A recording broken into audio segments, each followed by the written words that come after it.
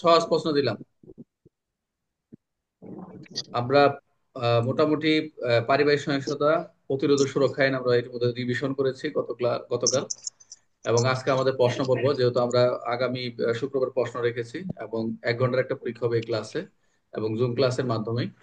তো আমরা অবিকে রিকোয়েস্ট করব যে তুমি বলো যে পারিবারিক সহিংসতা কিভাবে সংজ্ঞায়িত করা হয়েছে। পারিবারিক সহিংসতাকে কিভাবে সংজ্ঞায়িত করা হয়েছে বা কাকে বলে, একটু সবাই শুনবে, একটু বলো সুন্দর করে বলতে হবে। বিষয় পারিবারিক স্যার, পারিবারিক সংস্থা আইনে তিন ধারা এটাকে বলা হয়েছে যে সংক্ষিপ্ত ব্যক্তিকে যদি তার তার পরিবারের কেউ পরিবারের সদস্য কেউ যদি আঘাত করে বা মানে চারটা পয়েন্ট আছে: যৌন হয়রানি, আঘাত, মানসিক, আর্থিক, এ বিষয়ে যদি করে তাকে তাকে পারিবারিক কি বলে এটাকে সহিংসতা বলে স্যার। চারটা কি কি বলেন, সবাই শুনুক। চারটা কি কি আপনি পরীক্ষায় যেভাবে লিখবেন সেভাবে লিখবেন। আচ্ছা পরীক্ষায় প্রশ্ন যেভাবে থাকে ওভাবে আচ্ছা বলেন। আচ্ছা, চারটা হলো স্যার। তার আঘাত করা, শারীরিক আঘাত করা, মানসিক আঘাত করা, আর্থিক আঘাত করা এবং যৌন হয়রানি করা। মানসিক মানসিক যৌন হয়রানি, আর্থিক, আর হইলো শারীরিক আঘাত করা স্যার। আর থেকে কি আঘাত করা যায়? না না, আর্থিক ক্ষতি স্যার, আর্থিক আর্থিক ক্ষতি স্যার, আর্থিক আঘাত না, আর্থিক ক্ষতি। আর্থিক ক্ষতি স্যার, সরি স্যার, আর্থিক ক্ষতি স্যার। আচ্ছা, কিল আর ঘুষির তো পার্থক্য আছে নাকি? কিল মারার ঘুষি মারার পার্থক্য আছে স্যার না? কিলটা একটু আস্তেই দেওয়া যায় আর ঘুষিটা তো জোরে সোরে মারে নাকি? মারামারি আর বেআইনি সমাবেশ স্যার তো পার্থক্য আছে। মারামারি আর বেআইনি সমাবেশ পার্থক্য আছে না? তাহলে সব এক আইন দেই তো, সব চার স্যার আইনের তিন ধারা বলছে যে আপনারা কত স্যার, দিবেন পাঁচের মারামারি ভিতরে? আর আচ্ছা, পাঁচে আলম রে কত দিবেন? পাঁচের ভিতরে সবাই একদম বলেন, পাঁচের ভিতরে কত দেওয়া যায়? আপনারা নির্ধারণ করেন, আমার নির্ধারণ করার দরকার নেই। আপনারা স্টুডেন্ট, আপনারা টিচার, আপনারা হচ্ছে লার্নার, আপনারাই হচ্ছে প্রেজেন্টেশন আর কি। কত দিবেন পাঁচে? আচ্ছা, যাকে ধরবো সে বলবে, জিল্লুর বলবে, জিল্লু ভাই বলবে পাঁচে কত দিবেন, এরপর আপনি আপনার দ্বিতীয় প্রশ্ন করবো আপনাকে। আপনি বলেন। স্যার। পাশে আড়াই দেওয়া যায় স্যার, আড়াই। আচ্ছা, আলম ভাই আড়াই অর্ধেক। পাইছেন। আচ্ছা থ্যাংক ঠিক ইউ স্যার। আলম, আলম ভাই আড়াই পাইছেন। যে যতটুকু পাইছেন ওটা নিয়ে শুনতে। এখন আপনি বসে এই জিল্লু ভাই যে বলেন। জিল্লু ভাই বলবেন। সবার আগে প্রশ্ন ধরে নেই, তারপরে দেখি কি হয়। আচ্ছা, জিল্লু ভাই বলেন, আপনি বলবেন। আরে আপনি এই যে দেখা যাচ্ছে আমি যে প্রশ্নটা শেয়ার করছি,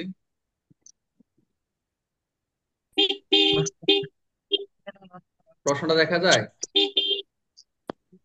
স্যার, দেখা যায় স্যার। আপনি এই প্রশ্নটা আপনার জন্য। আপনার মার্ক হলো 5। জি, আপনি এই প্রশ্নটা আলোচনা করেন। আরে না, আরে না, ঠিক আছে স্যার। স্যার, অংশীদারি বাজগীয় বলতে বোঝায় আরে না, আচ্ছা এখানে সংক্ষুব্ধ ব্যক্তি বসবাস করে। না না না, আরে ওইটা না, না, ওইটা না, ওইটা না। আপনাকে ওইটা দিচ্ছি না তো। এই যে আরে না। উদাহরণ দেখা, এই যে রুমানা তার স্বামী, এটা প্রশ্ন পড়ে। ও হ্যাঁ, হ্যাঁ ঠিক আছে, এটা হ্যাঁ ঠিক আছে, ওকে ওকে, হ্যাঁ ঠিক আছে, ওইটাই তো পারে স্যার, না, ওইটাই নিচে পারে দিয়ে না। না, বাসন হ্যাঁ। না পারে না, তোর আর সঙ্গে ছিল না, অংশীদারি বাজগীয় বলতে বোঝায় যেখানে সংক্ষুব্ধ ব্যক্তি বসবাস করে, যেখানে সংক্ষুব্ধ ব্যক্তি পারে না, পারিবারিক সম্পর্ক থাকা অবস্থায় প্রতিপক্ষের সহিত একত্রে বা পৃথকভাবে বসবাস করত, চা খাবো না। যাহাতে যাহাতে সংক্ষুব্ধ না ব্যক্তি না না, এবং কফি দাও, থাকলে প্রতিপক্ষ কফি দাও, কফি দাও। এর একজনের বা উভয়ের মালিকানা চিনি সত্ত্ব, চিনি দিও না, অথবা চিনি ছাড়া। উহাদের মধ্যে যে কোনো একজন বা উভয়ের যৌথভাবে চিনি ভাড়া ছাড়া। নিয়েছিল স্যার। তারপরে 4 নম্বর হচ্ছে যাহাতে সংক্ষুব্ধ ব্যক্তি এবং প্রতিপক্ষ এর যে কোনো একজনের বা উভয়ের যে কোনো অধিকার, মালিকানা সত্ত্ব বা ন্যায়পরায়ণ অধিকার রহিয়াছে বা ছিল।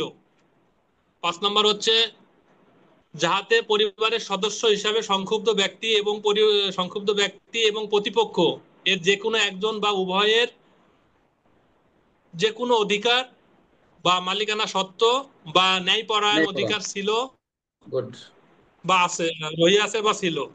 এরূপ ভাষাকেই অংশীদারি বাজগীয় বলে স্যার। আচ্ছা, তারপর 2 নম্বর। এরপরে খ নম্বর বলতেছে রুমানার বসবাসের রুমানার বসবাসের প্রেক্ষিতে বাসাটা কি অংশীদারি বাসগৃহ হিসেবে গণ্য হবে? হ্যাঁ, অবশ্যই অংশীদারি বাসগৃহ হিসেবে গণ্য হবে। যখন তারা একত্রে ছিল স্যার, একত্রে সম্পর্ক থাকা অবস্থায় যখন বসবাস করতো, তখন সেটা অংশীদারি বাসগৃহ হিসাবে বিবেচিত হবে স্যার। গুড। গ নাম্বার। এরপরে 2 নম্বর বলতে, যদি কামাল জোরপূর্বক রুমানাকে বাসা থেকে বের করে দেয়, তবে রুমানা কি কি আইনি অধিকার থাকতে পারে?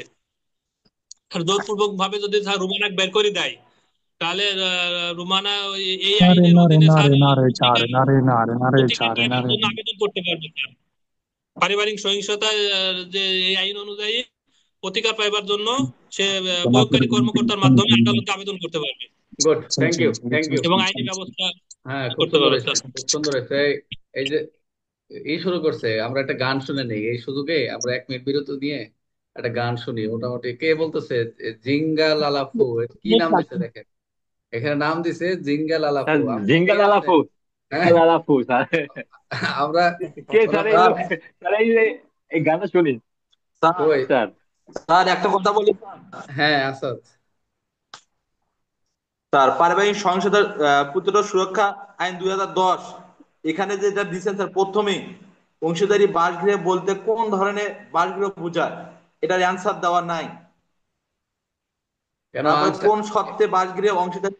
এটার আনসার নাই ইয়েতে, ও স্যার, নিচের দিকে, নিচের দিকে নাই। না আছে স্যার, আছে আছে স্যার, আছে আছে। এখানে প্রথমে তো আছে আছে স্যার। আছে আছে, পিডিএফ দেখেন, পিডিএফ একটু দেখেন। স্যার প্রথম স্যার পেজে আছে, প্রথম পেজে, একদম প্রথম পেজে। আছে, দেখে আমি চেষ্টা করছি, না থাকলে আচ্ছা দিতে পারি। আপনার স্যার দেখেন, যদি কামাল জোরপূর্বক রুমানাকে বাসা থেকে বের করে দেয়, তবে রুমানার কি করণীয়, রুমানার কি কি আইন কি কি আইন? অধিকার থাকতে পারে। হুম। এটা পরেরটা দিচ্ছেন হলে সংক্ষিপ্ত ব্যক্তির কাকে বলে, এর অ্যান্সার গুলো দেওয়া নাই তো স্যার। সংক্ষিপ্ত একটি 2 লাইন উত্তর, ওটা আর কি উত্তর দিব? আচ্ছা ঠিক আছে, আমি ওটা অ্যাড করে দিব না আসলে। বলছেন যেহেতু, যার স্যার একটু আমি নোট করছেন, থ্যাংক ইউ। বলছেন যেহেতু, তারপর আমি চেক দিয়ে দিব না, ভুল হওয়ার কথা না। তারপর স্যার আমি আমি দেখবো না। একটু কথা বলতাম স্যার, এই এই যে হ্যাঁ, হ্যাঁ, হ্যাঁ, অংশীদারি এই বাসগৃহ বলতে প্রশ্নগুলো স্যার। তো হ্যাঁ, হ্যাঁ, দেওয়া নাই দাঁড়ান, স্যার, যে এই উদাহরণের যে আমাদের প্রশ্ন, এগুলো তো উত্তর দেওয়া নাই। হ্যাঁ, হ্যাঁ, এগুলাই দিব, পরীক্ষা এগুলাই। আর রফিক ভাই কি জানি বলতে চাচ্ছে, রফিক ভাই বলেন। স্যার আর বলতে একটা স্যার, চাচ্ছিলাম এই যে, ঠিক আছে, আচ্ছা হ্যাঁ, বলেন বলেন, বলেন স্যার ভাই বলেন। বলেন। এই সহিংসতা প্রতিরোধ সুরক্ষা আইন 2010 এর 3-এর খ দিচ্ছেন স্যার। 3-এর খ যৌন নির্যাতন বলতে কি বোঝায়? এটা না, খ না হবে না গ হবে স্যার? এটা গ হবে, গ। গ হবে তো, খ হবে না। কারেকশন করে নিয়েন, আমি তো ও আমার আচ্ছা, তো ঠিক। একটু কারেকশন করে নিয়েন। হ্যাঁ, ওইটা গ হবে, অসুবিধা নেই। এই যে কারেকশন হচ্ছে দেখে তো ওকে স্যার, ফাইনাল, ধন্যবাদ। এই যে ভুলগুলো হচ্ছে, এগুলা ফাইনাল যখন বয়ে যাবে তখন আর ভুল হবে না। এই যে আপনার সবাই নিয়ে আচ্ছা সমন্বয় স্যার করতেছি। যৌন নির্যাতন গয়ই তো দেয়া আছে স্যার, গয়ই দেয়া আছে, গয়ই দেয়া কিন্তু আছে স্যার। তাহলে ওনার ওনার এখানে গ তো ভুল কেন? দেওয়া নাই, বুঝলাম গ না, দেওয়া আছে স্যার। বুঝলাম না, উনি গ এরকম আমার। দেওয়া আছে। যৌন নির্যাতন ওইটা যেটা বলা আছে, শারীরিক নির্যাতন, মানসিক নির্যাতন, তারপরে হচ্ছে যৌন নির্যাতন, আরেকটা হলো আর্থিক ক্ষতি। অর্থনৈতিক ক্ষতি। ঠিক তাহলে ক্ষতি। রাইট। একে আছে হুম। এক, যদি 1-2 হিসেবে ধরি, একে আছে হলো শারীরিক নির্যাতন, 2-এ আছে মানসিক নির্যাতন, 3-এ আছে যৌন নির্যাতন। যদি 3 রাইট। যৌন নির্যাতন হয় তাহলে গরুর গ হবে। গরুর গ, হ্যাঁ। গবে গরুর গ। সঠিক। এটা 100% শিওর যে এটা গরুর গ। হ্যাঁ, হ্যাঁ, ঠিক সঠিক স্যার, আছে। সঠিক। স্যার আচ্ছা, রফিক, রফিক কি যেন প্রশ্ন বলতেছিল। হ্যাঁ, স্যার না স্যার। হ্যাঁ। বলছিলাম স্যার, ওই যে অংশীদারি বাসগৃহ যেখানে যে কোটেশন গুলা আপনার শিটে তৈরি করছেন, ওখানে কিন্তু 5টা পয়েন্টের কথা আপনি বলছেন বা শিটে উল্লেখ আছে, কিন্তু অ্যাকচুয়ালি মেন বুকে কি স্যার 5টাই আছে নাকি কম আছে স্যার? মেন বই যদি থাকে, আমি কম দেই না, আর বেশি থাকলে আরো একটা উদাহরণ তৈরি করে দিই। যদি থাকে মেন বোর্ডে দেখে নেন, এখানে যদি অংশে বাসগৃহ আসে, একটা 6টা 5টাই লেখা লাগবে এমন কথা না, জাস্ট মূল কথাগুলো তুললেই হবে। আমার কথা বুঝছেন? স্যার এই যে আমি আমি মেন বুক দেখছি, কিন্তু ওখানে স্যার 4টা পয়েন্ট আছে মেন বুকে, কিন্তু আপনার 5টাতে যে কথা আছে সবগুলো কথাই ওখানে 4টাতে আছে স্যার। আচ্ছা ঠিক আছে, থাকলে হলো। এটা আমি একটু ডেসক্রিপশন করে দিচ্ছি, অসুবিধা নেই, আপনারা ওইটুকু লিখলে চলবে, কোনো সমস্যা নেই। জি স্যার, জি স্যার। আপনার আরেকটা হলো পয়েন্ট স্যার দিবেন ওই না, যে আপনার সংক্ষিপ্ত অংশীদারের গৃহীতে পয়েন্ট দিবেন না, এবং স্টার দিবেন, দিয়ে দিয়ে এই বলতে বুঝে, এই বুঝাইছে, বাস হয়ে যাবে। জি জি জি। স্যার, আর স্যার ওই যে অংশীদারি একটু এমন এই যে গৃহ, আমি স্যার আমি বুঝতে পারছি না স্যার, আমার এই দিকে শেষে ঘ ঘ আর উ, এইগুলো আমার মাথার ভিতরে ঢুকতেছে না স্যার। আচ্ছা, এই এই তিনটার জন্য তিনটা উদাহরণ দিব আপনাকে। এই ক্লাসটা শেষ করে আপনি থাকবেন, এই তিনটার জন্য তিনটা উদাহরণ তৈরি করতেছে, এই উদাহরণ তিনটা মনে রাখেন। স্যার ওই যে আচ্ছা ঠিক আছে। সংক্ষুব্ধ ব্যক্তি একটা সংজ্ঞা আছে স্যার, সংক্ষুব্ধ ব্যক্তি। হুম হুম সংক্ষিপ্ত ব্যক্তির সংজ্ঞা আছে কি? কি বুঝেন না? হ্যাঁ সংজ্ঞাটা স্যার, এটা এটা হলো 2-এর 6 হওয়ার কথা। এটা আপনার মানে শীটে মনে হয় ভুল হয়েছে, 2-এর 5 লেখা এটা আছে। 5 দিতে ভুল দিতে, 6 হবে, 2 এর হ্যাঁ, 6 হবে দিছে, এটা। এটা এটা ওটা স্যার দুই এর 6 ছয় হবে হবে, স্যার। হ্যাঁ। আচ্ছা ঠিক আছে, থ্যাংক ইউ। এই হ্যাঁ দুই হ্যাঁ, আর ভুল এটা হচ্ছে, যদি এগুলো মনে করেন কারেকশন করে স্যার, নিব। যারা না না স্যার না, আমি এগুলো বলি, যারা কারেকশন। মনে করেন হ্যান্ডবুক মেন বুক পড়বে না, যারা আপনার শীট অনুসরণ করবে, তারা কিন্তু 5ই লিখে আসবে স্যার। না তারা না, তো আর ওইদিকে গেল না। এটা এই আমি তো আমার যে বইটা আমি লিখতেছি, সেটা এটা এই শীটটা যে তৈরি করতেছি, এটা ফাইনাল শীট, এবং বলে দিচ্ছি আপনারা পড়বেন ফাইনাল পরীক্ষার আগ পর্যন্ত, যে না বইটা না বেশি পড়বেন, যাতে এই ভুলগুলো আমরা কারেকশন করে নিব, যাতে হলে আমি তো এই জন্য সরাসরি বের করতে পারতেছি না এই যে ভুলগুলা, এই ভুলগুলাই কিন্তু পরে থেকে যাবে। এটা একটা বড় ভুল, হ্যাঁ, বইয়ের ভিতরে এটা যতই ভালো না খেলে ভুল হইলে বইয়ের মূল্যায়ন থাকে না, এই স্যার। জন্যই এখন কারেকশন হয়ে যাচ্ছে ইনশাল্লাহ। এই যে আমি নোট করতেছি, আমি নোটে নিয়ে নিচ্ছি। রাজু, অ্যাডমিন, এগুলো একটু খেয়াল করেন, কোনগুলো একটু নোট করেন, পরে আমাকে জানাবেন ভালো করে। এগুলো আবার রেকর্ড হচ্ছে ক্লাসটা, সমস্যা নেই ইনশাল্লাহ, ঠিক আছে। হ্যাঁ স্যার, এটা ভুল। এগুলো মার্ক করবেন, সুন্দর করে মার্ক করে একটু নোট করে দিবেন আমাকে, সাথে সাথে আমি কারেকশন দিয়ে দেবো ক্লাস শেষে, সমস্যা নেই। আচ্ছা রফিক ভাই, তাহলে তো থ্যাংক ইউ। আর হচ্ছে এই পারবেন কি ভাই, পারবেন একে কথা বলবেন না ক্লাসে, কথা বলবেন না।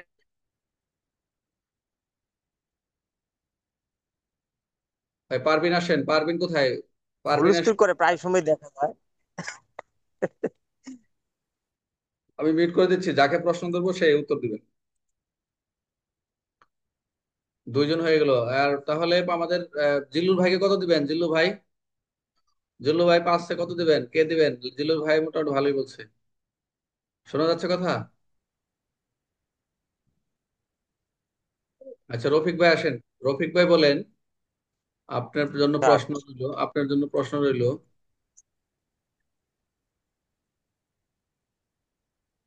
আপনার জন্য প্রশ্ন রইল। আচ্ছা আপনি বলেন, ওই 10টা থেকে ধরবো তো, আর ওর দরকার নেই, ওর বাইরের ওই দরকার নেই, এখান থেকে ধরি। আচ্ছা আপনি এই যে প্রশ্নটা দেখা যাচ্ছে, এই প্রশ্নের আলোকে উত্তরগুলা দেন। কোনটা স্যার? এই যে প্রথম একটা প্রশ্ন দেখতে পাচ্ছেন, এই যে এখান থেকে পুরা পড়বেন, এবং সবার উত্তর বলেন, পুরা পড়েন। এই প্রশ্নটা পরে এই তিনটা প্রশ্ন উত্তর দেন। প্রশ্নটা তো পড়তে পারতেছি না স্যার।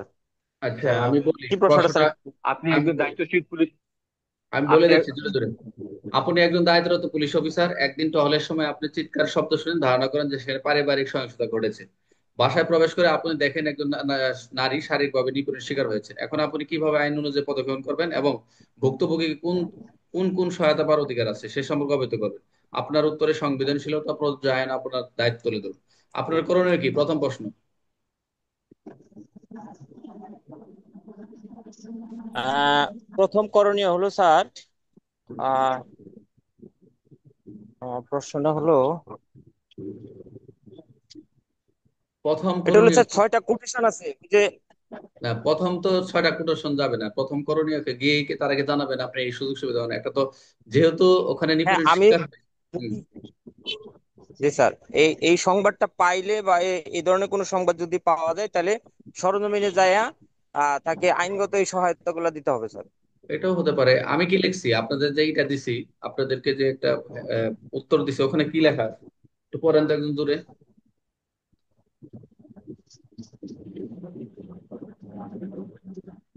কারো কাছে আছে? পিডিএফ এ কি লিখছিলাম বন্ধু? ক্লাসে আছে, একটু পরে বন্ধু, জরুরি না হলে বলো। ক্লাসে আছে, ক্লাস নিচ্ছি তো। আছে আছে। তা আমার কাছে আছে স্যার। বলেন ওখানে কি লেখছেন আচ্ছা যে আচ্ছা। হ্যাঁ কি লেখছেন আপনার করে নাকি? এই স্যার, ধরনের কোশ্চেন তো আসে, শর্ট কোশ্চেন তো কলম কামড়াইতে হয় হলে বসে। কি লেখছি? কি স্যার লেখা আছে? লেখছেন যে হলে ঘটনাস্থলে প্রথম পরিদর্শন, ঘটনাস্থলে নিরাপদ নিশ্চিত আছে কিনা এবং ভুক্তভোগী সহিংসতা পরিবেশ থেকে সরিয়ে সরিয়ে নিয়ে মানে ভালো স্থানে তাদেরকে নিয়ে নিতে হবে। এটা কি এই প্রশ্নের উত্তর যেটা বললেন? না স্যার, আপনার মানে আপনার করণীয় কি? মানে আমি এইটা যেখানে এইটা সহিংসতা হয়েছে। আসাদ আসাদ বলি শোনো, প্রথমেই তার এটা নিরাপত্তা ধরো একটা নিশ্চিত করতে ঘটনা হবে স্যার। ঘটে গেছে, হ্যাঁ, এটা ভুক্তভোগীদের একটা ঘটনা নিরাপত্তা ঘটে নিশ্চিত গেছে। করা, তাদের কথা প্রথমেই তার নিরাপত্তা নিশ্চিত করতে হবে। ঘটনাস্থলে যাইয়া এমন ধরনের কোনো সংবাদ পাওয়া গেলে সরজমিনে যাইয়া আহ আহ, সংক্ষুব্ধ ব্যক্তিকে তাদের সহিংসতার ব্যক্তিগতভাবে তার শিকার। নিরাপত্তা নিশ্চিত করতে হবে প্রথমে। তারপরে আইনগত যে অধিকারগুলো আছে বা চিকিৎসা বা অন্যান্য যে প্রয়োগকারী কর্মকর্তার নিকট সেবার জন্য তাকে ওখানে নিয়ে যেতে হবে, অথবা এই যে লিগেল এডের একটা সহযোগিতা নিতে হবে। তারপরে অন্য কোনো আইনে যদি তাকে কোনো প্রয়োজন হয়, অন্য আইনেও তাকে সেই সুযোগ দেওয়ার ব্যবস্থা করে দিতে হবে বা তাকে পরামর্শ দিতে হবে। অথবা এই সরকারি যে বিধিবিধান দিয়ে তাকে আহ, যে সহযোগিতা করা হয়, আহ, সেই ব্যাপারেও তাকে পরামর্শ দিতে হবে, বা যে ধরনের কোনো আহ, ইয়ে থাকলে কর্তৃপক্ষকে অবহিত করে সেটা তাকে ব্যবস্থা করতে হবে। বিষয়টা হচ্ছে কি, আহ, ইনশাল্লাহ এটা কেউ কোনো মাইন্ডে দিবেন না। এটা আমার ক্ষেত্রে হলো, আপনাদের জায়গায় আমি হলো তাই করতাম। কারণ হচ্ছে আমরা পড়াশোনার যে সিস্টেমেটিক ওয়ে, মানে আসলে আমরা আসছি কেন এখানে, আমরা সবাই কিন্তু আসছি সবার ভিতরে, যে রূপঙ্কর, আমি স্বয়ং, রফিক, রাজু, এখানে কিন্তু সবার ব্রেন কিন্তু আল্লাহ তাআলা কিন্তু সবাইকে ব্রেন সমান করে দিয়েছে। পৃথিবীতে আসলে কার্য মানে এর প্রেক্ষিতে স্টার্টিং লেভেল থেকে সবার ব্রেন কিন্তু সমান না। আবার ধারণ ক্ষমতা কিন্তু সবারই সমান, কিন্তু আসলে আমরা অল্প পড়াশোনা কম করাতে কেউ নিতে পারে, কেউ চাপ সামলাতে পারে না। তো কথা হচ্ছে, জি স্যার, এই জি স্যার। যে সিস্টেম এখন পরীক্ষা হচ্ছে, আমি আমি পরীক্ষা, যারা এখানে দু একজন আছে পরীক্ষা দিচ্ছে আমার, আমি বলে দিছি বারবার, প্রতিটা ক্লাসে বলছি এবং আপনাদেরকেও বলি আজকে, আমি যা পড়াচ্ছি, যা আসবে পরীক্ষায় সব কমন সেন্সে লিখতে হবে। এই কথাটা আজকে লিখে রাখেন। পরীক্ষা যা পড়াচ্ছি এরপর যা আসবে সব কমন সেন্সে লিখতে হবে। কমন সেন্সটা কি, এই যা পড়াচ্ছি এখান থেকে একটা কমন সেন্স ক্রিয়েট হবে আপনাদের যখন মেসিভ একটা স্টাডি করবেন। কারণ ফুল আইন পড়ার পরও হলে যায় দেখবেন যে এত প্রশ্ন রেখে এই প্রশ্ন দিল। এই যে আজকে রাষ্ট্রের জি স্যার। কর্মচারী, রাষ্ট্রের কর্মচারী এবং সরকারি কর্মচারী, এই প্রশ্নটা আমি সবসময় সাজেশনে রাখি। কথা বলছেন? যে রাষ্ট্রের কর্মচারী, সরকারি কর্মচারী প্রশ্ন কিন্তু সবাই ভালো ভালো স্টুডেন্ট পড়ে যায়, আবার অনেকে ওমিট করে যায়। যদি পরীক্ষায় কোনো সমস্যা দেখবেন ওটা নিয়ে ফলের ভিতর খাতা কামাকামি শুরু হয়ে যায়। এরকম হয় নাকি? আমার কথা হচ্ছে আপনাদেরকে ইনশাল্লাহ, আমার উদ্দেশ্য হচ্ছে আপনাদেরকে কিছু শেখানো, কিছু শেখানো হলো উদ্দেশ্য। কোনো বই থেকে কোনো কিছু মুখস্থ, এই আদৌ কোনো গাইডে এরকম কোনো প্রশ্ন আছে কিনা আমরা বলেন তো, এরকম প্রশ্ন তৈরি করা। এই যে এই পর্যন্ত যত গাইড করছেন, কোন এরকম কোন আছে? এই অফারটা আমল যায় কিনা? সবাই খালি পিছনের পাতা ফলো করতে করতে আজকে এই অবস্থা। অবশ্যই আমরাও তাও করি, কারণ হচ্ছে বোর্ডের কখন কখন কোন প্রশ্ন কোন ধরন চেঞ্জ হয়, গাইড থেকে মারবে না কি মারবে। সবাই বলে গাইড থেকে আসছে, আরে পড়াশোনা করলে সেন বোঝা যায় গাইড থেকে আসছে। আপনি গাইড থেকে স্যার, সবচেয়ে, হ্যাঁ স্যার ওই যে আমাকে যে প্রশ্নটা করলেন, এটা কি পুলিশ অফিসারের দায়িত্ব কর্তব্য চার ধারাটা কি নাকি স্যার? হ্যাঁ হ্যাঁ, রাইট রাইট, এটা ওকে না স্যার? ওকে, জি সঠিক। স্যার। এই যে আসছে, যেটা হচ্ছে চার দ্বারা মতো আপনার প্রশ্ন থেকে এখানে আসছে, চার দ্বারা যেটা আপনি বলতেছেন। আচ্ছা আচ্ছা ঠিক আচ্ছা আছে, স্যার। পরের আপনার পরের কি করবেন? পরবর্তী কি প্রশ্ন, পরে কি করবেন? যে আপনার তো হলো করণীয় বলেন, পথে পরবর্তী সে কি কি আইনগত সহায়তা পাবে? এই হ্যাঁ, দেখেন, সেটা হলো একটু স্যার, আসেন, একটু একটু এই আসেন, আইনের অধীনে তারপর। একটু স্যার, আসেন। জি স্যার। এখানে আহ, দেখেন, আপনি একজন দায়িত্বরত পুলিশ অফিসার এসে পারিবারিক সহিংসতা ঘটনার বিষয়ে অবহিত হলে, দেখেন এখানে কিন্তু করণীয়, যখন অবহিত হবেন, কিছু কিছু কথা তো আমি প্রশ্ন লিখিয়ে দিছি, এই তিনটা না দিয়ে এখান থেকে এই প্রশ্নটা তুলে দিতে পারে, এভাবে এভাবে এগুলো হুবহু। এখানে তো বলা আছে, প্রশ্ন কিন্তু ভিতরেই করছে, এরপর ওকে ভাগ করে দিছি। এই প্রশ্নটা কি ব্রড প্রশ্ন না বড় প্রশ্ন শর্ট হবে প্রশ্ন হচ্ছে, হবে? মার থাকবে এক, প্রথমটা থাকবে এক, পরেরটা থাকবে দুই, তারপরটা থাকবে হচ্ছে দুই।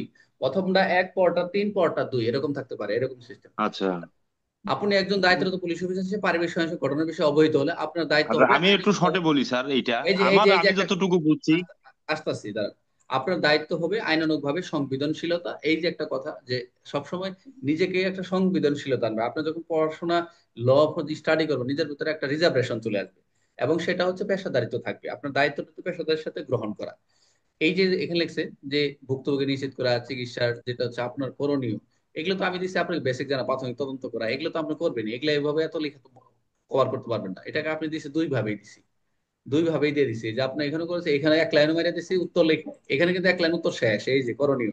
এরপর আবার কি, ভুক্তভোগীর নিরাপত্তা নিশ্চিত, চিকিৎসা নিশ্চিত, প্রাথমিক তদন্ত করা, এগুলো কিন্তু মূল কাজ। আপনি এই এই বর্ণনা লিখে আমি লিখতে পারি ভুক্তভোগীর নিরাপদ নিশ্চিত, চিকিৎসা নিশ্চিত, করণীয় প্রাথমিক তদন্ত করা। এইটাও যদি প্রাথমিক করণীয় হচ্ছে এটা, এই চারটার ভিতরে সবচেয়ে ইম্পর্টেন্ট হচ্ছে প্রাথমিক তদন্ত করা। এটাই হচ্ছে আপনার করণীয়। আপনি যে গেলেন ঘটনাস্থলে, আজ এক এক যায়, ও নিজেও তো মাথা ফাটায় বলতে পারে আমার জামাই মারছে। এরপরে যে করণীয়টা হচ্ছে মামলা গ্রহণ, আইনানুগ ব্যবস্থা নেওয়া, সেটা ডিপেন্ড করবে আপনার সেই সিচুয়েশন পরিস্থিতি।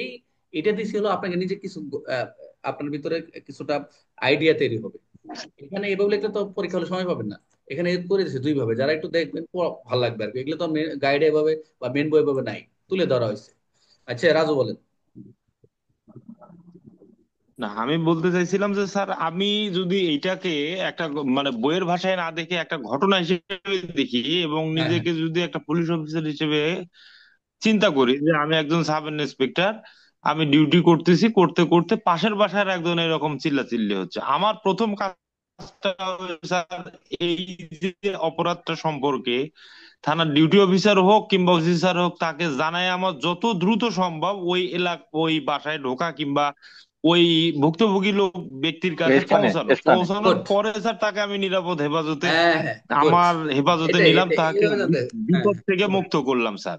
হ্যাঁ, হ্যাঁ, যেভাবে আটকা গেলে মুক্ত আচ্ছা, করবেন। তারপরে স্যার গিয়ে যদি দেখি যে গিয়ে যদি স্যার দেখি যে সে রক্তাক্ত কিংবা তার চিকিৎসার প্রয়োজন আছে, এটা আমি তার চিকিৎসার ব্যবস্থা করলাম। গুড, এইটা এটাই। তাকে সুস্থ মানে তাকে এই এইটা দেওয়ার পরে তার সাথে আমার মূল মূল যে আলোচনাটা হবে, এখানে তো আমি স্যার মামলা না করা পর্যন্ত কিংবা এটা কোনো এই আইনে তেমন কিছু বলা নাই, না, যদিও আমলযোগ্য অপরাধ হোক। এখন তার পরবর্তীতে তাকে আমি এই চিকিৎসা সেবাটা সাধারণভাবে দেওয়ার পরে স্যার, 4 ধারা অনুযায়ী যে আমার দায়িত্ব কর্তব্য দেওয়া আছে, শোনেন। আমি স্যার তাকে সেগুলো বর্ণনা করব। কিন্তু স্যার এখানে আমি একটা জিনিস আপনার সবার দৃষ্টি আকর্ষণ করতেছি, এই যে 4 ধারার যে এই যে নাম্বার একটা ইয়ে আছে, মানে উপধারা আছে, সরকার কর্তৃক বিধি দ্বারা নির্ধারিত অন্য অন্য দায়িত্ব ও কর্তব্য পালন। এই এই যে উপধারাটা আছে, এই উপধারার এই মানে আদেশ ক্রমেই আপনাকে কিন্তু ওই যে ওখানে যাইতে হবে, যাওয়ার পরে তার চিকিৎসা করতে হবে, তাকে নিরাপদ হেফাজতে। এটাই কিন্তু এই যে ধারাতে মনে হয় বৈধতা দেওয়া আছে, আচ্ছা, যতদূর সম্ভব আমার যেটা শুধু ধারণা। শুধু এও নয়, শুধু বৈধতা এটুকু দেয় নাই, যখন আপনি আচ্ছা, বললেন যে এইটা গেল। রক্তাক্ত অবস্থায়, আচ্ছা শুধু স্যার, এইটা রক্তাক্ত গেল। অবস্থায়। তারপরে হ্যাঁ, হচ্ছে বলেন, বলেন। হুম আচ্ছা স্যার, এইটা গেল। এখন পরবর্তীতে স্যার আপনার আপনার প্রশ্নটা হইলো যে এগুলো, ও সরি, প্রাথমিক তদন্ত এটা শেষ। এখন পরবর্তীতে তার মানে তার যে করণ, মানে সে আর কি কি ইয়া পাবে। এখন স্যার প্রয়োগকারী কর্মকর্তার দ্বারা সে পাওয়ার অধিকার তার আছে। তারপরে হচ্ছে যে সেবা প্রদানকারী কর্মকর্তার দ্বারা সেবা পাওয়ার অধিকার আছে, আদালতে আবেদন করার অধিকার আছে। হ্যাঁ, হ্যাঁ, লিখতে পারেন, তারপরে লিখতে পারেন। অন্তর্বর্তীকালীন সুরক্ষা সুরক্ষা আদেশ পাওয়ার তার অধিকার আছে। তারপরে হচ্ছে সুরক্ষা আদেশ পাওয়ার অধিকার আছে, বসবাসের আদেশ পাওয়ার অধিকার আছে, ক্ষতিপূরণের অধিকার আছে, গুড। নিরাপদ হেফাজতের অধিকার আছে। দেখছেন কতগুলা বলে এই ফেলছে তো স্যার, মোটামুটি থিমটা। আচ্ছা রাখেন। এছাড়া তো আর কিছু নাই, এই না, তো না, এই এই মূল মূল পর্যন্তই শেষ। থিমটা কিন্তু ধরে ফেলছে। শুধু চার ধারার কিন্তু স্পষ্টভাবে ছয়টা তো পয়েন্ট আছেই। সে কিন্তু মোটামুটি কি করছে যে অন্যান্য যে আইন লেখানো আছে, অন্যান্য বিধি দ্বারা অন্যান্য আইন কভার করবে। তো শুধু ওই যে ও বললো কিন্তু গ্রিভিয়াস হার্ট যখন হয়েছে, সে এখন আমলযোগ্য মামলার কথা এখানে বলা রয়েছে এই ইয়ার এই আইনটি, কিন্তু এখন মামলা নিব। এখন যদি পরিস্থিতি এরকম হয়, বলছে অন্য আইন দ্বারা তাকে প্রতিকার করতে হবে। তো অন্য আইন কি, আমরা তো নারী শিশু যাইতে পারি, নারী শিশুতে মামলা নিয়েও আমরা তাকে তাকে যৌতুক আরে বা যেটা হোক, বা মামলা নিয়ে আমরা তাকে অ্যারেস্ট করতে পারি। শুধু শুধু এই যে এখানে যেহেতু আমলযোগ্য করছে, তাকে এই আইন তো সুবিধা পাবে, অন্য আইনও সে প্রতিকার পাবে। এটাই বলছে, অন্য আইনে মামলা নিয়ে আমরা তাকে ওই স্বামীকে অ্যারেস্ট করা যাবে।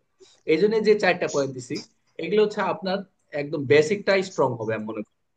আপনি কোনটার পরে কোনটা করবেন, এই যেটা বললো যে চিকিৎসা সহায়তা আছে, প্রাথমিক তদন্ত করা, মামলা গ্রহণ, আইনগত ব্যবস্থা নেওয়া, হ্যাঁ নিবেন। যদি মনে হয় যে সংশ্লিষ্ট দ্বারা মামলা রুজু করতে হবে, করবেন। পেনাল করে মামলা নিয়ে নেবেন, মারছে, তার নাক মুখ ফাড়াই দিছে, গুরুতর আঘাতে মামলাতে চালান দিয়ে দিবেন, কোনো সময় না। অন্য আইনের প্রতিকার দিবেন, সমস্যা কি? শুধু এই নেই যে সে কুড়ে রক্তাক্ত অবস্থায় কুড়ে পাঠাই দিবেন, সেটা তো হবে না। উপস্থিত, ক্লিয়ার সবাই? জি স্যার। স্যার। আমার মনে হয় বিষয়টা ক্লিয়ার হয়েছে। এখানে যে ছয়টা পয়েন্ট ছাড়াও যে এখন যে জিয়ে বললো, যে এখানে যে আছে, এখানে যে ছয়টা পয়েন্ট, এই দেখা যায় এই স্ক্রিন দেখা যায়? তা দেখা হুম, তা দেখা স্যার। যায়। এই যে এই যে এই আইন অনুসারে প্রতিকার পাবেই, এবং প্রয়োগকারী কর্মকর্তাও সেবা পাবে। এবং অন্য আইন, এই যে লিখছে, এই যে অন্য কোন আইন অনুসারে প্রতিকার পাবে, অন্য আইন বলতে কি, পেনাল কোড, নারী শিশু, অন্য যেগুলো আছে। আমি শুধু এটা এটা দিচ্ছি একটা বেসিক বিষয়, যে এটা তো সে পাচ্ছে, তাই সে তো কোর্টে তো তার যাওয়ার একটা ইচ্ছে, কিন্তু অন্য আইনও সে কভার করে ফেলবে। এবং শুধু এই নয়, আরো আপনার রেসপন্সিবিলিটি আছে, সরকার কর্তৃক বিধি দ্বারা নির্ধারিত অন্যান্য দায়িত্ব। এই যে আপনি গেলেন একটা নারী শিশু, আপনি বলতে পারেন ওখানে গেলাম নারী, আমি পুরুষ, আমি ধরতে পারবো না। ওখানে অন্য নারী সহায়তা, আপনি হসপিটাল নিয়ে যাবেন, চিকিৎসা করবেন, তার পরিচিত আত্মীয় স্বজন যে আছে তাকে নিয়ে সাথে যেতে হবে। সবগুলো কি, সবকিছু তথ্য কনসার্ন অথরিটিকে আপনি ইনফরমেশন দিবেন। আচ্ছা, আসেন, সাইফুল আসেন। থ্যাংক ইউ রফিক ভাই, থ্যাংক ইউ। আর হচ্ছে স্যার, আহ, ধন্যবাদ স্যার প্রশ্ন করার হ্যাঁ, জন্য। স্যার আমি তো আসলে চর্চা করতে পারতাছি না, ওই যে না না ঠিক আছে, অন্যান্য ভাইরা খুব না ভালো। না, এখন মোটামুটি ভালো প্র্যাকটিস হচ্ছে। আচ্ছা, এখন একজন বলেন, জি স্যার। এ আইন অনুযায়ী কে বলবেন, এ আইন ভিকটিম কি কি, এটা তো হয়ে গেল, এই প্রশ্ন পুরোটা হয়ে গেছে, নেওয়ার দরকার নাই। এখানে একটা প্রশ্ন আছে, ইয়া বলেন, সাইফুল বলবে নাকি? আচ্ছা, ভিভো অত নতুন নতুন আসছে। রোমানা আপু আসে, রোমানা আপুর জন্য একটা সুন্দর একটা প্রশ্ন, যে পারিবারিক সহিংসতা প্রতিরোধ ও 2010 এ আইনের অধীনে আবেদন দাখিলের ক্ষেত্রে কোন কোন স্থানের আদালতের অধিভুক্ত হবে, তা লিখুন। রোমানা আসেন তো, এই যে এই প্রশ্নটা বলেন। রোমানা শোনা যাচ্ছে নাকি আপনার সমস্যা হচ্ছে? আচ্ছা, রোমানা থাক, পারবিন অথবা শাকিল, কেউ আসবেন? সবাইকে বলতে হয় বলছিলাম, সবাইকে। কে আসবেন এই প্রশ্ন বলার জন্য? প্রথম হলো ধারা বলবেন, এটা কোন ধারা, এরপর উত্তর বলবেন। তারপর হচ্ছে, ভাই তোমার আমি নাম কি? বলবো স্যার। যে বলছেন সে বলবেন, আমি আর যে বলবো। হ্যাঁ, বলেন, যে বলেন না সে বলবেন। রূপঙ্কর বলবে, রূপঙ্কর, হ্যাঁ আচ্ছা। রূপঙ্কর, রূপঙ্কর, সুন্দর করে বলো স্যার সবাই। পারিবারিক সহিংসতা প্রতিরোধ আইন 2010-এর 12 ধারা অনুযায়ী আবেদন দাখিলের স্থান হয়েছে অধিক্ষেত্র স্থানে আবেদন দাখিল করতে পারবে। এছাড়া তারা 4টে গুরুত্বপূর্ণ জায়গায় আবেদন দাখিল করতে পারে: যে স্থানে আবেদনকারী বসবাস করে, যে করে। স্থানে প্রতিপক্ষ বসবাস করে, পারিবারিক সহিংসতা যে স্থানে ঘটিয়েছে, সংক্ষুব্ধ ব্যক্তি যে স্থানে স্থায়ীভাবে বসবাস করে। অস্থায়ী ভাবে। অস্থায়ীভাবে, অস্থায়ীভাবে, অস্থায়ীভাবে স্থায়ী না, অস্থায়ীভাবে অস্থায়ী। স্যার, হ্যাঁ, good। খুব সুন্দর হয়েছে। অস্থায়ীভাবে তারপর স্যার, যে তুমি স্থানে। ওই যে শুধু একটা সাধু ভাষা হয়ে গেছে বলার ক্ষেত্রে, কি তোমার ইয়েকে রূপঙ্কর কি বাড়ি বরিশাল নাকি? জি স্যার। ভাষা একটু টান আছে আর কি, ওই ঘটিয়ে হয়ে আছে আর কি, যাই হোক, সব লেখা হচ্ছে সাধুর থেকে। ঠিক আছে, থ্যাংক ইউ, খুব সুন্দর বলছে, খুবই সুন্দর বলছে ধারাটা। আচ্ছা, তারপর হচ্ছে, আচ্ছা তুমি বলো, এই আবার আসো, তুমি আবার আসো, এই একটা উদ্দীপক দেখা যাচ্ছে, রিমা একটি সহিংসতার শিকার হয়ে বর্তমানে তার খালার বাসায় অস্থায়ী বসে। মনোযোগ দিয়ে ভালো করে, এরকম প্যাচ দিলে আপনার প্যাচ লাগাই দিবেন। রিমা জি স্যার। একটি সহিংসতার শিকার হয়ে, রিমা সহিংসতার শিকার হয়ে বর্তমানে তার খালায় বাসায় অস্থায়ী বাস করতেছে, খালার বাসা, মায়ের খেয়ে তার খালার বাসায় আছে, এক কথায়। আচ্ছা, মার কোথায় গেছে লেখা আছে, রিমা মার খেয়ে তার খালার বাসা অস্থায়ী ভাবে আছে। অথবা আপনার বউ মনে করেন তার আপনার খালার বাসায় আছে, মনে করেন ঘটনার সময় তার নিজ বাসায় ছিল না। হুম। বুঝছো, ঘটনার সময় সে নিজ বাসায় ছিল, বরং নির্বাচন। ঘটনার স্থান ছিল তার কর্মস্থল। মানে যেখানে মার খাইছে তার বাসায় ছিল না, কিন্তু মার খাইছে তার যে মনে করেন প্রাইমারি স্কুলে, স্কুলে যে মার খাইছে, স্কুলে সবার সামনে যে মায়ের দৌড় করে আছে, লাইফ থ্রিতে গুদায় হয়েছে। এখন অভিযুক্ত ব্যক্তি অন্য জেলায় বসে, and যে ভিকটিম বা সরি, যে প্রতিপক্ষ, যে আসামি, সে অন্য জেলায় বাস করে। রিমার এই ঘটনা আদালতের মাধ্যমে প্রতিকার চায়, এখন আদালতে সে প্রতিকার চাচ্ছে। সে হচ্ছে খালার বাসায় মায়ের খাইছে, স্কুলে তার বাসায় মায়ের খায় নাই, কিন্তু তো অভিযুক্ত হয়েছে অন্য জেলায়। এখন রিমা এখন কিভাবে প্রতিকার পাবে? প্রথম প্রশ্ন, অধিক্ষেত্র শব্দের অর্থ কি? এই জুরিডিকশন কি বুঝো তুমি, এটা বলো। এটা একটা সুন্দর শব্দ আছে, স্যার ওদিকে আমরা কার্যবিধি পড়বো, এই শব্দগুলো অনেক কাজে লাগবে। প্রথম বলো, অধিক্ষেত্র কি, তুমি এমনি বলো, এটা যেটা পড়ছো তোমার মতো বলো, অধিক্ষেত্রটা কি? স্যার অধিক্ষেত্র শব্দের অর্থ হয়েছে একটি মানে আদালতের একটা স্থান, ভৌগোলিক স্থান, সেখানে মামলা গ্রহণ ও বিচার কার্য পরিচালনা করা হয় স্যার, যেখানে আদালতে আবেদন করে সেই আমার মনে ক্ষেত্রটাই হয় অধিক্ষেত্র হিসেবে। আমার মনে হয় আদালত যেখানে মতো, আদালতের ভৌগোলিক সীমানা প্রত্যেকটা ভাগ করা আছে। থানার এই যেমন ডিএমপি তে দেখা যাচ্ছে পশ্চিম অঞ্চল, উত্তর অঞ্চল, দক্ষিণ অঞ্চলে ভাগ করা থাকে। কয়েকটা থানা মিলে এক একটা এখতিয়ারাধীন অধিক্ষেত্র। এলাকা স্যার। আবার হ্যাঁ, এখতিয়ারাধীন। এখতিয়ারাধীন। তবে আহ, যেহেতু আমরা ডিস্ট্রিক্ট, থানা, উপজেলা এরকম ভাগ করা আছে এভাবে, তাহলে তাদের ওই যে ভৌগোলিক এলাকার উপরে সেটা আইনগত ক্ষমতা প্রয়োগ করে, যেটা আদালতে মামলা গ্রহণ বিচার করতে সুবিধার্থে, তাই নয় কি? তাহলে তুমি যেটা বলছো যে আদালত হচ্ছে আদালত নির্দিষ্ট একটা ভৌগোলিক এলাকা, যা বিষয়ের উপর আইনগত ক্ষমতা, যার মধ্যে আদালত ক্ষমতা করবে বিচার। আমাদের একটা জুরিডিকশন থাকে, অধিক্ষেত্র আছে থানা এলাকা। এই কথা বলবেন না। আচ্ছা, এখন বলেন, রিমা কোন আইনে রিমা কোন আইনে অধীন আদালতে আবেদন করতে পারবে, কোন আইনে? স্যার পারিবারিক সহিংসতা প্রতিরোধ সুরক্ষা আইন 2000 এই আইন অধীনে আদালত আবেদন করতে পারবে এবং এই আইন অনুযায়ী প্রতি আদালত সুরক্ষা প্রতিরোধ পেতে সহযোগিতা পারবে করবে। স্যার। গুড, সুন্দর, ভেরি গুড। আরেকটা বলেন যে এই যে প্রশ্ন পড়লাম এর আলোকে আবেদন দাখিলের স্থান নির্ধারণ যে বিকল্পগুলো আছে ব্যাখ্যা করো। মানে সে যে যেখানে অস্থায়ীভাবে আছে এখানে এছাড়াও আর কি বিকল্প আছে? ওই বিকল্প আমরা যে চারটা পড়ছি, তাই তো? তুমি যে চারটা বললা। জি স্যার, প্রথম যে সাইডটা বলছি। গুড, এটাই হলো, অন্য কোনো কিছু না। খুব সুন্দর। আচ্ছা, ক্লাসটা আবার 1 মিনিট পর লিঙ্ক দিব, আবার সবাই কেউ যায় না, সবাই প্রশ্ন তুলবো। শেষ করে রিভিশন এটা দিয়ে স্যার আমরা দেখো। ধারাটা 12 12 12। 12, জি স্যার। আমি একটা লিঙ্ক দিচ্ছি, একটু সবাই একটু অ্যাডমিন কথা বলেন ওদের সাথে। লিঙ্ক দিচ্ছি। রূপঙ্কর,